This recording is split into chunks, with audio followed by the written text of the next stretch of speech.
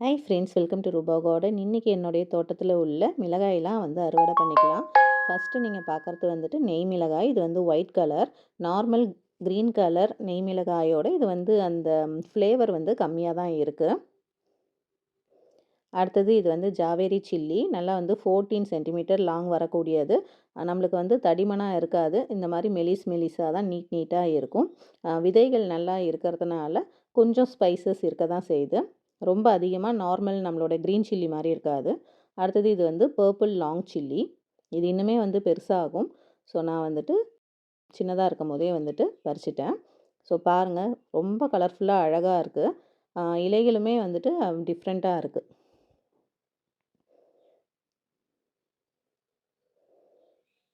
அடுத்தது நார்மல் சம்பா மிளகாய், green chilli. நம்மளுடைய அன்றாட தேவைகளுக்கு நம்ம பயன்படுத்தக்கூடிய மிளகாய் தான் இது. ஸோ அதுவுமே ஒரு 5-6 மிளகாய் கிட்ட பறிச்சாச்சு. அடுத்தது வெள்ளை காந்தாரி மிளகாய். அடுத்தது கிரேப் சில்லி. இது காய்கள் இப்போதைக்கு கம்மியாக தான் இருந்தது. இது இன்னும் நல்லா குண்டு குண்டாக பெருசாக வரும். அடுத்தது இது க்ரீன் சில்லி.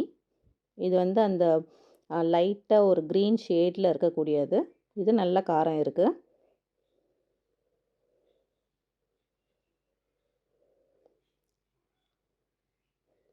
இன்னையோட அறுவடை உங்களுக்கு பிடிச்சிருக்கும்னு நினைக்கிறேன். தேங்க்யூ ஃபார் வாட்சிங்.